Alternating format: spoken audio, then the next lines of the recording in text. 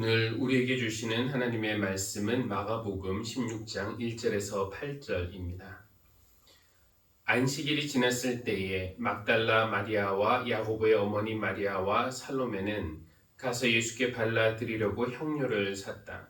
그래서 이레의 첫날 새벽 해가 막 돋을 때에 무덤으로 갔다.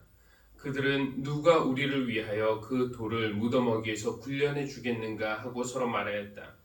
그런데 눈을 들어서 보니 그 돌덩이는 이미 굴려져 있었다.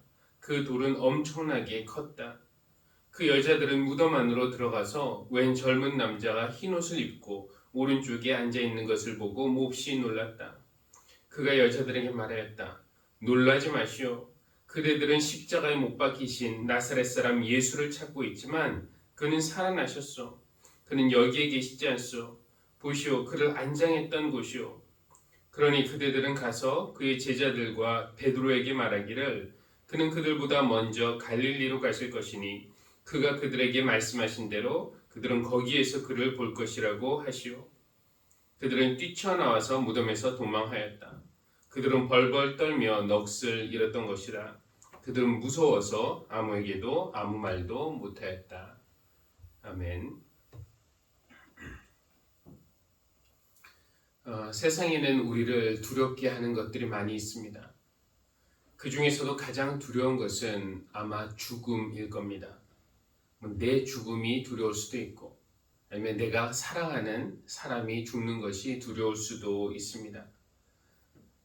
세상에는 다른 종류의 두려움도 있지만 그것들은 인간이 경험을 통해서 어느 정도 극복할 수 있습니다. 예를 들어 우리에게는 분리에 대한 두려움이 있어요. 아기가 어머니에게서 떨어질 때 아기는 두려워하면서 떱니다. 그런데 처음에는 아기가 엄마와 떨어질 때 세상 떠나갈 듯이 울지만 그거 여러 번 경험하다 보면 어떻습니까? 적응하고 익숙해지고 그러다 보면 그 분리에 대한 두려움을 충분히 극복할 수 있습니다. 이별에 대한 두려움이나 실패에 대한 두려움도 한두 번 우리가 경험하고 나서 익숙해지면은 그 극복하고 더 강해질 수 있어요. 그러나 죽음에 대한 두려움은 근본적으로 다릅니다. 이것은 우리가 경험으로 극복할 수는 없어요. 한번 죽어보고 나서 죽어보니까 괜찮네 하면서 다시 살 수는 없지 않습니까? 우리가 살아있는 동안에는 내 죽음을 직접 경험할 수는 없습니다. 죽음이란 우리가 삶의 가장 마지막 단계에서 접하는 경험이에요. 죽음을 경험하는 순간 그냥 죽는 것이니까 그 죽음이 어떠한지, 죽음 후에 무엇이 있는지 다른 사람에게 말해줄 수 있는 기회도 없고 또 다른 사람에게서 들을 수 있는 기회도 없습니다.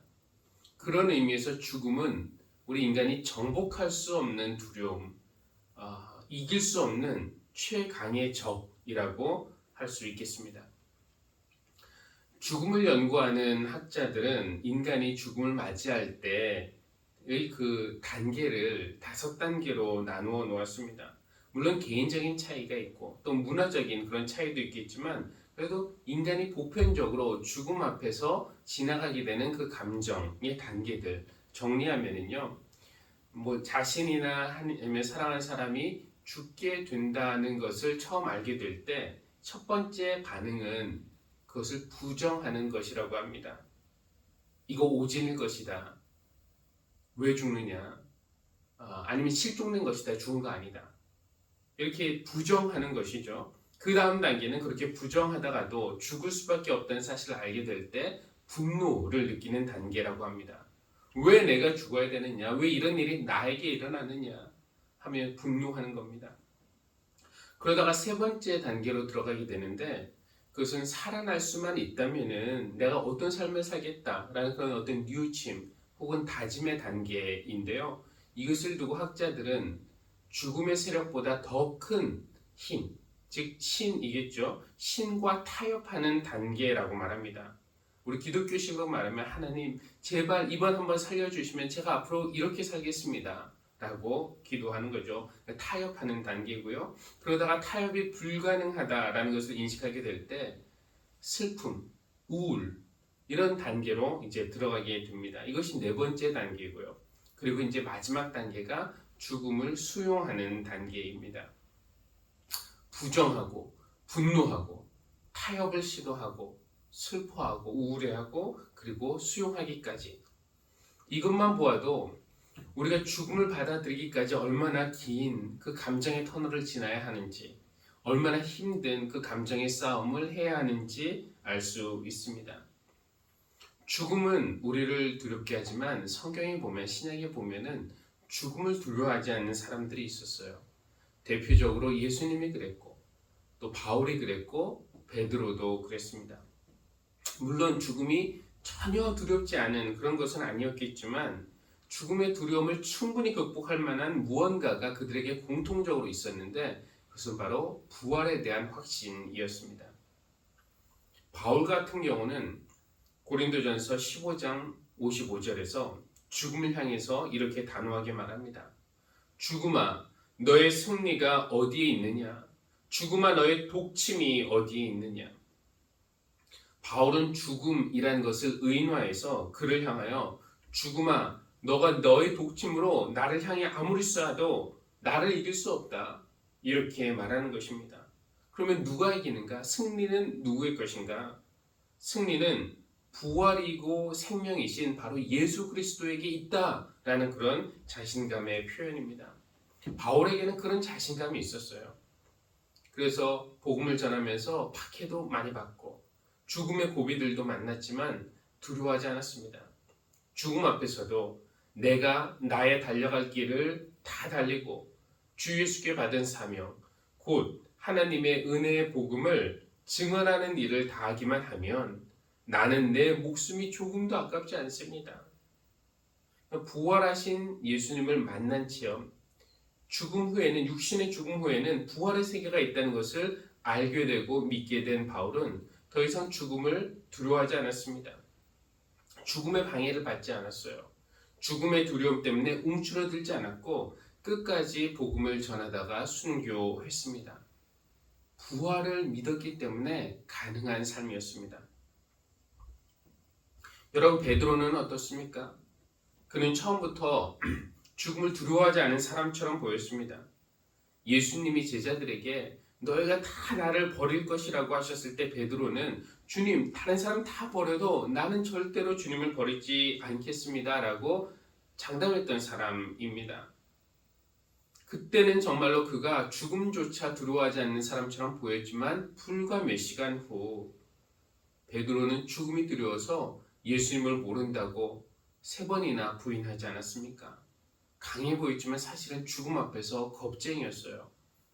그런데 갈릴리에서 부활하신 주님을 다시 만난 후에 베드로의 삶은 또 한 번 완전히 바뀌었습니다. 부활하신 주님을 만난 후에 정말 죽음이 끝이 아니라 그 이후에 부활의 세계가 있다는 것을 확실하게 믿게 되었고 그 이후로 베드로는 전혀 다른 사람이 되었습니다. 내 양을 먹이라는 사명을 받은 베드로도 죽음을 두려워하지 않고 이 세상에서 예수 그리스도의 복음을 담대하게 전하는 일에 자신의 생명을 내놓았습니다. 오직 부활에 대한 확신을 가졌기 때문에 가능했던 삶이었습니다. 그래서 죽음을 연구하는 학자들 중에 부활과 또 천국을 믿는 알폰스 데켄이라는 분은요, 이 일반적인 5단계에 한 단계를 더 추가를 합니다. 뭐 이걸 6번째 단계라고 할 수도 있겠고요. 아니면은 대체된 5번째 단계라고 할 수도 있겠는데요. 부정하고 분노하고 타협을 시도하고 우울해하다가 수용하는 것, 거기에다가 영원한 생명에 대한 기대와 희망을 가지고 죽음을 맞이하는 단계를 설명합니다. 그렇습니다. 우리는 죽음을 맞을 때 그 죽음을 부정하고 분노하고 타협하고 슬퍼하다가 그래, 죽는구나. 어쩔 수 없이 슬프게 죽기 싫다고 발버둥 치다가 생을 마무리하는 그런 사람들이 되어서는 안 되겠죠. 우리는 죽음을 맞으면서 영원한 생명, 천국 소망에 대한 기대와 희망을 가지고 담대하게, 평안하게, 오히려 기쁘게 죽음을 받아들일 수 있는 사람들이 되기를 바랍니다. 이런 태도를 가능하게 하는 것은 무엇입니까? 부활하신 예수님만 부활하는 것이 아니라 부활하신 예수님을 영접함으로써 그분과 연합한 사람에게는 부활이 약속되어 있기 때문입니다. 예수님처럼 베드로처럼 그리고 바울처럼 죽음을 두려워하지 않는 사람, 죽음의 순간이 찾아올 때 두려워 떠는 대신에 하나님 옆으로 이사간다는 그런 확신을 가지고 웃으면서 죽음의 문을 통과하는 우리가 될 수 있기를 바랍니다. 그것을 가능하게 한 사건이 바로 2000년 전 오늘 새벽에 일어난 일입니다. 예수님의 부활 사건. 2000년 전 오늘 새벽, 그러니까 예수님이 십자가에서 돌아가시고 나서 사흘 후 금요일에 미처 못 발라드린 향료를 예수님 시신에 바르기 위해서 몇몇 여인들이 무덤을 찾아왔습니다. 무덤에 도착해 보니 무덤 입구를 막고 있던 큰 돌은 이미 굴려져 있었고 무덤 안에는 흰 옷을 입은 젊은 남자가 있었습니다. 그가 여인들에게 부활의 소식을 전해요. 놀라지 마십시오. 그대들은 십자가에 못 박히신 나사렛 사람 예수를 찾고 있지만 그는 살아나셨소. 그는 여기에 계시지 않소. 예수님이 살아나셨다는 소식. 예전에 예수님이 이 사두개파 사람들과 논쟁을 할 때 이런 말씀을 하신 적이 있습니다. 누가복음 20장에 나오는 말씀인데요. 죽은 사람들이 살아난다는 사실은 모세도 가시나무 떨기 이야기가 나오는 대목에서 보여주었는데 거기서 그는 주님을 아브라함의 하나님, 이삭의 하나님, 야곱의 하나님이라고 부르고 있다. 하나님은 죽은 사람들의 하나님이 아니라 살아있는 사람들의 하나님이시다. 모든 사람은 하나님과의 관계 속에서 살고 있다.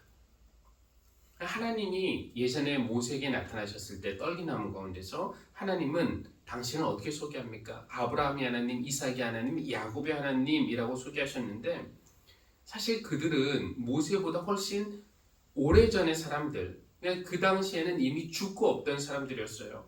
인간의 관점에서 보면은 모세 시대에 아브라함, 이삭, 야곱 이 세 조상은 이미 세상을 떠난 고인들이었는데 하나님은 나는 그들의 하나님이라고 소개하셨고 하나님은 죽은 사람들이 하나님이 아니라 산 사람들의 하나님이라고 말씀하셨다는 겁니다.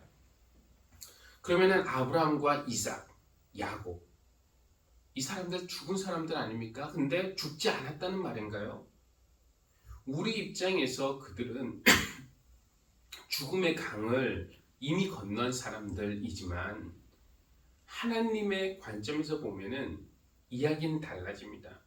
하나님의 입장에서 보면은 아브라함, 이삭, 야곱 모두 다 지금도 살아 있다는 것입니다. 과거에 살았다가 주님 안에서 돌아가신 분들이나 지금 살아서 이렇게 생명을 누리고 있는 우리나 하나님 입장에서는 모두 살아 있습니다. 골로새서 3장에 이런 말씀이 있습니다. 여러분은 이미 죽었고 여러분의 생명은 그리스도와 함께 하나님 안에 감추어져 있습니다. 예수님 안에서 죽었다면은 그 생명은 소멸돼서 썩어 없어지는 것이 아니라 지금 하나님 안에 감추어져 있다는 겁니다. 마치 보물을 감추어 놓았듯이 감추어져 있으면 언제 찾을 수 있습니까? 언제 나타나는가? 4절 여러분의 생명이신 그리스도께서 나타나실 때에 여러분도 그분과 함께 영광에 쌓여 나타날 것입니다. 여러분 혹시 사랑하는 사람의 죽음 때문에 슬퍼하십니까? 죽음 때문에 두려우십니까? 불안하십니까? 부활하신 예수님을 영접하여서 그분과 하나 된 여러분에게 오늘 하나님이 들려주시는 부활의 메시지는 바로 이런 것입니다. 너희는 살아있으나 죽으나 내 안에는 항상 그리고 영원히 살아있는 것이다. 예수 안에서 죽은 이들 그들의 생명은 소멸되는 것이 아니라 잠시 내 안에 감춰져 있고 때가 차면 영광 중에 나타날 것이다. 이것이 우리에게 복음이 되기를 바랍니다. 어떤 랍비가 회당에 오는 사람들에게 이런 말을 했다고 합니다. 만일 당신이 회당에 들어올 때의 그 사람으로 회당을 떠난다면은 당신은 회당에 오지 않은 것이나 마찬가지입니다. 오늘 이 이야기가 우리에게도 도전을 줍니다. 우리 이렇게 적용해 볼 수 있을 것 같아요. 만일 우리가 예배에 온 그 사람으로 똑같은 모습으로 교회를 떠난다면은 우리는 예배를 드리지 않은 것이나 마찬가지입니다. 또 다르게 말하면은 만일 우리가 부활하신 예수님을 만나기 전과 똑같은 모습으로 세상에 나간다면은 오늘 우리는 부활하신 주님을 만나지 않은 것과 마찬가지입니다. 오늘 부활하신 주님이 여러분을 새롭게 만나 주시기를 바랍니다. 그래서 오늘부터 우리가 옛날과 똑같은 모습으로 살아가는 것이 아니라 이제 다시 새 사람으로, 오늘 다시 새 사람으로 거듭나기를 바랍니다. 부활하신 주님이 우리를 찾아오시고 또 성령께서 우리 마음에 큰 돌 굴려내 주시고 치워주시고 그리고 부활에 대한 확신과 천국에 대한 소망 주셔서 사나 죽으나 주님과 함께 그래서 평안하게 기쁘게 담대하게 그리고 내가 기쁜 것보다는 하나님을 기쁘시게 하는 그런 삶을 우리 모두가 살아가기를 주님의 이름으로 기원합니다. 기도하시겠습니다. 생명을 창조하시고 주관하시는 하나님, 예수 그리스도의 십자가 죽음을 통해 우리의 죄를 해결해 주시고 또 예수님을 죽은 자들 가운데 다시 살리심으로써 죽음을 이기시고 부활과 영생을 약속하시니 감사와 찬양을 하나님께 드립니다. 사망아, 너의 독침이 어디 있느냐? 부활을 확신한 많은 믿음의 선배처럼 우리도 죽음을 이겼다는 확신 속에서 흔들리지 않고 두려워하지 않고 담대하게 주님의 복음을 전하며 살아가게 하여 주십시오. 우리의 생명은 주님 손에 있다는 것, 심지어 죽은 것처럼 보이는 생명도 사실은 하나님 안에 감추어져 있다는 것, 하나님에게는 모든 사람이 살아있다는 말씀을 통해서 위로와 용기와 소망을 얻게 하여 주십시오. 오늘 예배하는 모든 사랑하는 성도들에게 부활의 믿음과 또 기쁨과 부활의 능력을 허락하여 주셔서 저들이 육신의 질병에서 고침받게 하여 주시고 두려움에서 벗어나게 하여 주시고 평안을 얻게 하여 주시고 기쁨과 확신 안에서 살아갈 수 있도록 은혜 베풀어 주시기를 기도합니다. 예수님의 이름으로 기도합니다. 아멘.